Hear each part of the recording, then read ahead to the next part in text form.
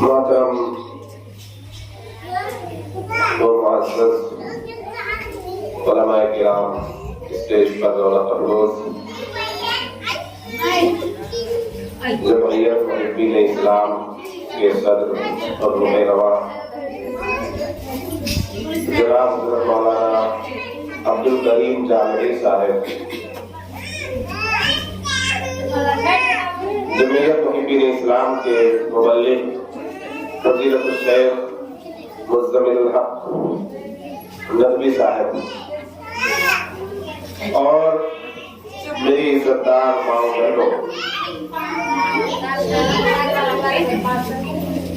مختصر سے وقت کے لیے آپ حضرات کی خدمت میں حاضری ہوئی ہے۔ امید کرتا ہوں کہ کچھ مفید باتیں جو میری اصلاح کا ذریعہ ہوگی، اللہ تبارک و تعالی آپ کو بھی ان پر عمل پیرا ہونے کی توفیق فراہم فرمائے۔ آج کا یہ چھوٹا سا اجلاس جمعیت محبین اسلام کی جانب سے منعقد ہوا ہے۔ جمعیت محبین اسلام آپ کے علاقے کی، آپ کی بستی، آپ کے ضلع کی ایک تنظیم ہے جس کو لے کر فضیلت الشیخ عبدالکریم جامعی صاحب چل رہے ہیں، اور یہ آج کا جلسہ، آج کی نشست، آج کا یہ دینی پروگرام اسی کا فیض ہے۔ ہم سب دعا گو ہیں کہ اللہ تبارک و تعالی اس تنظیم کے ذریعے دینی فلاح و بہبود کے اس سے بھی بڑے بڑے کام لے، اور مزید اس تنظیم کو ترقیات سے نوازے۔ مجھ سے پہلے مولانا مزمل الحق ندوی صاحب اور ان سے پہلے ایک خطیب صاحب نے آپ کی زبان میں آپ سے گفتگو کی، لیکن میں سمجھتا ہوں کہ آج کے دور میں جبکہ اردو کا چلن بہت عام ہے اور موبائل اور انٹرنیٹ کا زمانہ ہے، تو ہم سب اور تمام گھروں کی خواتین، خواہ ان کا تعلق کسی بھی زبان و بیان سے ہو، وہ اردو کو سمجھتی ہے، اور اردو اس لیے بھی سمجھنا چاہیے، پڑھنا چاہیے، کتابیں اردو میں دیکھنی چاہیے کہ ہمارے ہندوستان کے علماء کرام نے اور پڑوسی ملکوں کے علماء کرام نے دین کا سارا ذخیرہ اردو میں منتقل کر دیا ہے۔ آج کے دور میں قرآن کی تفسیر پڑھنی ہو اردو میں موجود ہے، قرآن کا ترجمہ پڑھنا ہو اردو میں موجود ہے، بخاری کا ترجمہ پڑھنا ہو اردو میں موجود ہے، مسلم کا ترجمہ پڑھنا ہو اردو میں موجود ہے، احادیث کا ذخیرہ اردو میں موجود ہے، مسائل کی کتابیں اردو میں موجود ہے، سیرت کی کتابیں اردو میں موجود ہے، سیرت صحابہ اردو میں موجود ہے، سارا کا سارا دین اردو میں موجود ہے۔ اب یہ ہمارے لیے المیہ کی بات ہے، افسوس کی بات ہے کہ ہمیں اردو نہیں آتی۔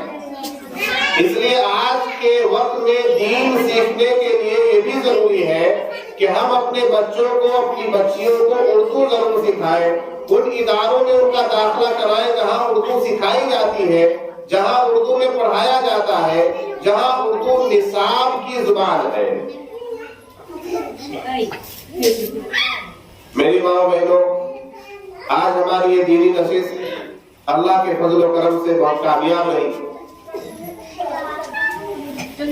ہمارے اوپر جو حقوق عائد ہوتے ہیں وہ دو طرح کے حقوق ہیں، ایک حقوق اللہ اور ایک حقوق العباد۔ ہر آدمی پر، ہر عورت پر، ہر مکلف پر دو حقوق عائد ہوتے ہیں، ایک اللہ کا حق ہے اور ایک بندوں کا حق ہے۔ اللہ کے حق کیا ہے؟ ہم کیا کام کریں کہ اللہ کا حق ادا ہو جائے؟ اللہ تبارک و تعالی نے قرآن میں، اللہ کے نبی صلی اللہ علیہ وسلم نے احادیث میں ان حقوق کا تذکرہ فرمایا ہے۔ اسلام کی بنیاد 5 چیزوں پر ہے۔ اللہ یہ چاہتا ہے کہ مسلمان اسلام پر چلے، اسلام کی بنیاد پر چلے، اسلام کے اصول پر چلے، اسلام کے قانون پر چلے، اسلام کے ضابطے پر چلے۔ تو اسلام کی بنیادی باتیں جو ہے وہ 5 ہیں۔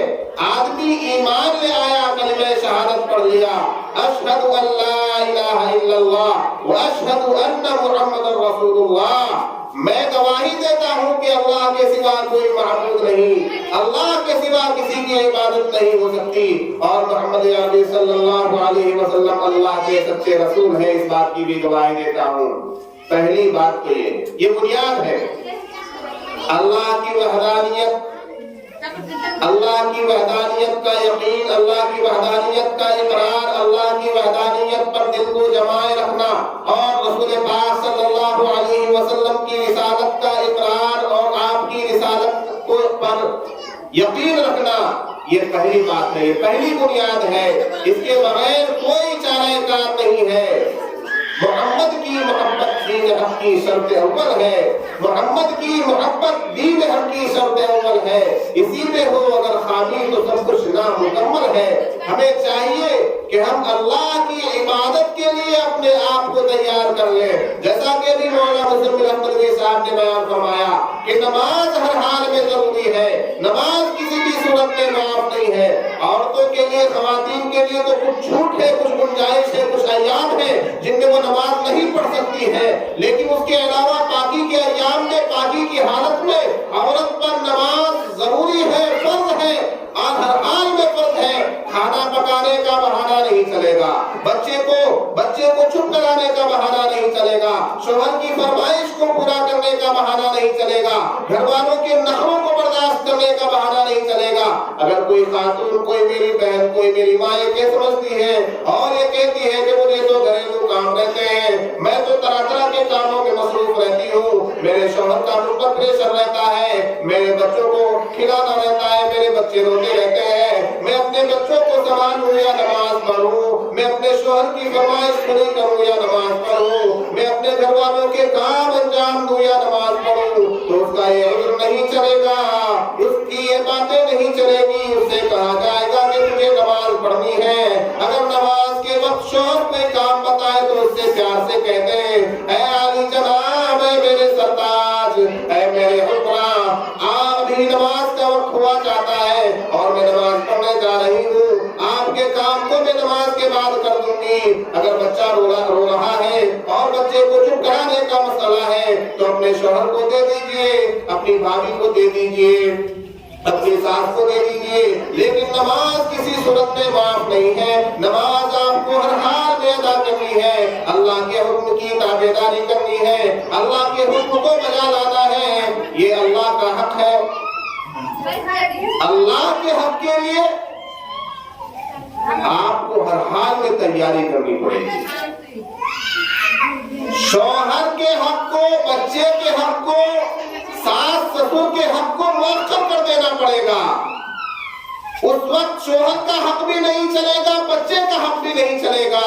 اگر وقت آ گیا ہے اللہ کے حق کا تو صرف اور صرف اللہ کا حق ادا ہوگا، اللہ کے سوا کسی کا حق ادا نہیں کیا جا سکتا۔ یہ ہے اللہ کا حق۔ نماز کا وقت ہو گیا، نماز ادا کی جائے گی۔ آپ کے پاس مال ہے، آپ کے پاس سونا ہے، آپ کے پاس زیورات ہے، آپ صاحب ثروت ہے، صاحب نصاب ہے۔ میری کسی ماں بہن کے پاس اگر سونا ہے، زیورات ہے، چاندی ہے، پیسے ہیں، روپے ہیں، تجارت کا مال ہے، تو اب اسے چاہیے کہ سال گزرنے کے بعد وہ اپنے مال کی زکات ادا کرے۔ اس کے شوہر کے زکات ادا کرنے سے اس کی زکات ادا نہیں ہوگی، اس کے سسر کے زکات ادا کرنے سے اس کی زکات ادا نہیں ہوگی، اس کے باپ کے زکات ادا کرنے سے اس کی زکات ادا نہیں ہوگی، اس کے بچوں کے زکات ادا کرنے سے اس کی زکات ادا نہیں ہوگی۔ اگر آپ کے پاس اپنا مال ہے، اگر آپ کے پاس اپنا بینک بیلنس ہے، اگر آپ کے پاس اپنے زیورات ہیں، تو آپ کو اپنے مال کی زکات خود ادا کرنی پڑے گی، یہ اللہ کا حق ہے۔ میری ماں بہنوں، غور کرنے کی بات ہے، ہم میں سے کتنی ہی ماں بہنیں ایسی ہیں جن کے پاس مال ہوتا ہے، زیورات ہوتے ہیں، روپیہ پیسہ ہوتا ہے، لیکن وہ زکات ادا نہیں کرتی ہے۔ اور ایک بات اور، ہمارے گھر میں دینی ماحول کیسے پیدا ہو؟ اللہ کے ان حقوق کو ادا کرنے والے سبھی لوگ کیسے بن جائیں؟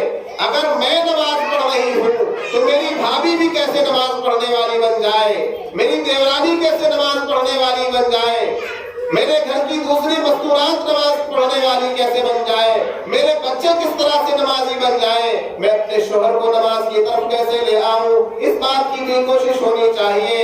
اگر آپ توجہ دیں گی، آپ گھر کی ملکہ ہیں، آپ کی توجہ سے بڑا آسان ہو جائے گا اپنے شوہر کو نماز پڑھ لانا، اپنے بچوں کو نماز پڑھ لانا، اپنے گھر کے دیگر افراد کو نماز پڑھ لانا آپ کے لیے بہت آسان ہے۔ اگر آپ نے پیار سے 2-4 مرتبہ شوہر سے کہہ دیا، اے میرے سردار، آپ کی میں اتنی ساری باتیں مانتی ہوں، آپ کی فرما برداری کرتی ہوں، اگر آپ بھی میری ایک فرمائش پوری کر دیں، اگر آپ بھی میری ایک بات مان لیں تو کیا ہی اچھا ہوگا۔ آپ کا شوہر بڑی عاجزی کے ساتھ آپ کی بات ماننے کے لیے تیار ہو جائے گا۔ اس وقت آپ اپنے شوہر سے کہہ سکتی ہیں، اے میرے سردار، میں نماز پڑھتی ہوں لیکن اکیلی ہو جاتی ہوں، تنہائی اختیار کر لیتی ہوں، میں چاہتی ہوں کہ میرے ساتھ ساتھ آپ بھی نماز ادا کرنے والے ہو جائیں، آپ بھی نماز پڑھنے لگ جائیں۔ تو بتائیے کسی کا شوہر ہے جو نماز پڑھنے سے انکار کر دے گا؟ کہے گا واہ یہ تو بہت اچھی بات تم نے بتائی ہے، چلو میں آج سے نماز شروع کرتا ہوں۔ پھر نماز میں غفلت ہوگی، پھر تاکید کیجیے۔ گھر کی خاتون جو گھر کی ملکہ ہے، وہ اگر اپنے شوہر کو، اپنے بچوں کو تاکید کرے نماز کی تو بہت آسانی سے وہ نماز پڑھ سکتے ہیں، اس لیے کہ گھر کی ذمہ دار آپ ہیں۔ گھر کی نگرانی شوہر کے گھر سے چلے جانے کے بعد، باہر نکل جانے کے بعد، کھیتی باڑی میں لگ جانے کے بعد، دکانداری میں لگ جانے کے بعد، تجارت پر چلے جانے کے بعد گھر کی نگراں آپ ہیں۔ آپ کو گھر سنبھالنا ہے، بچے سنبھالنے ہیں، تو اس گھر کے اندر دین کیسے پیدا ہو، گھر میں نمازی کیسے پیدا ہو، گھر میں بچے تلاوت کرنے والے کیسے بنے، اس پر توجہ آپ کو دینی ہوگی۔ آج میری مائیں بہنیں جو میرے سامنے بیٹھی ہوئی ہیں، آپ یہ ارادہ کیجئے، تہیہ کیجئے کہ میرے آنگن میں، میرے مسالے میں، میرے گھر کی چہار دیواری میں کس طرح سے دین پیدا ہو۔ ہم کو نہیں دیکھنا کسی کو، آپ اگر صرف یہ تہیہ کر لیں کہ میں شروعات اپنی ذات سے کروں گی، اپنے آنگن سے کروں گی، اپنی چہار دیواری سے کروں گی، اپنے گھر دوار سے کروں گی، شروعات آپ کر دیجئے، آپ نماز پڑھنے والی بن جائیں گی تو آپ کی بہنیں بھی آپ کو دیکھ کر نماز پڑھیں گی، آپ خود نماز پڑھنے لگ جائیں گی تو دوسروں کو نماز کے لیے آپ کہہ سکتی ہیں کہ بہن تم بھی نماز پڑھا کرو۔ تمام لوگوں کو آپ نماز کی دعوت دے سکتی ہیں۔ ایک تو یہ کام کرنا ہے کہ اللہ کے حقوق ادا کرنے، کیا ادا کرنا ہے؟ اللہ کے حقوق ادا کرنے ہیں۔ سال میں اگر صاحب نصاب ہے تو زکات ادا کرنا ہے، رمضان آ گیا تو رمضان کے روزے رکھنے ہیں، اور اللہ کی نافرمانی نہیں کرنی ہے، بڑے بڑے گناہ نہیں کرنے ہیں۔ بڑے بڑے گناہ آپ کو معلوم ہے کہ کیا کیا بڑے بڑے گناہ ہیں، ان بڑے گناہوں سے بچ کر رہنا ہے، اللہ کی نافرمانی نہیں کرنی ہے، بے پردگی کے ساتھ نہیں رہنا ہے، اپنے سر پر کپڑا رکھنا ہے، اپنے تن پر کپڑا رکھنا ہے، اپنے وجود کو ڈھک کر رکھنا ہے، اس لیے کہ پردہ اسلام میں واجب ہے، ضروری چیز ہے۔ پردے کا ماحول اگر آپ کے گھر میں رہے گا تو آپ کے گھر میں حیا کا ماحول بنے گا، آپ کے گھر میں شرم و حیا کا ماحول بنے گا، آپ کے گھر میں فرشتوں کا نزول ہوگا۔ اگر آپ کے گھر میں پردہ نہیں ہوگا، آپ کی بچیاں، آپ کی لڑکیاں بے پردہ پھریں گی، اگر آپ کو پردے کا احتیاط نہیں ہوگا تو آپ کے گھر سے فرشتے بھی دور بھاگیں گے، آپ کے گھر میں برکت کا نزول بھی نہیں ہوگا۔ پردے کی کتنی اہمیت ہے،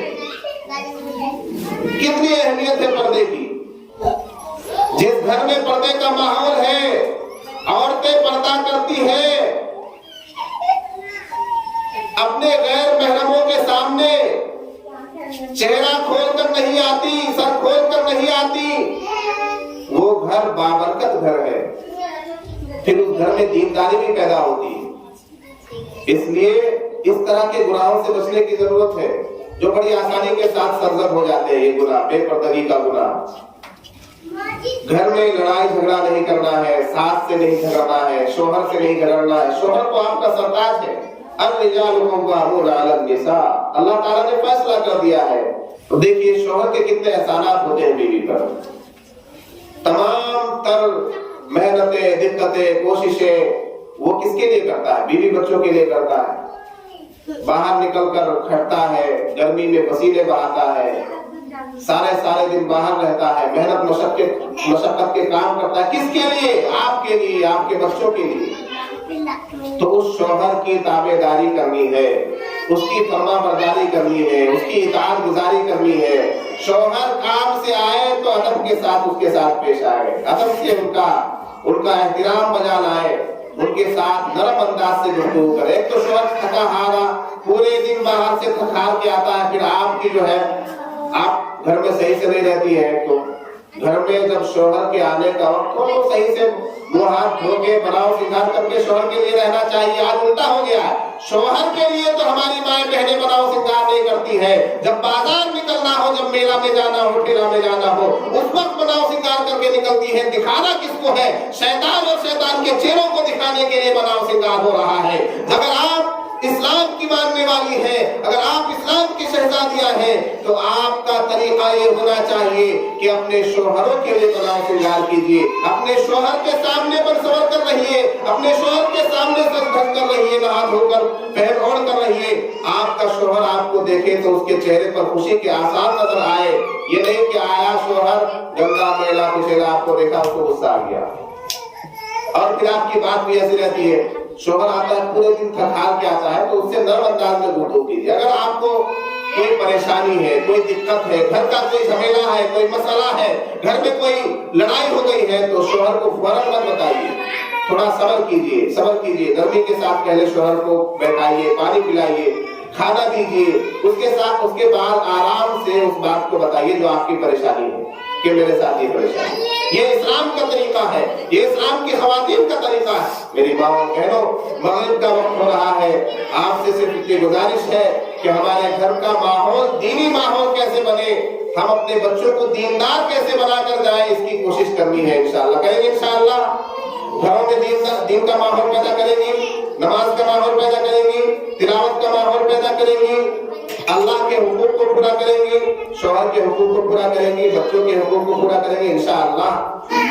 اللہ تبارک و تعالیٰ کی نصیب سے زیادہ ہم کو توفیق عطا فرمائے۔ وآخر دعوانا الحمدللہ رب العالمین۔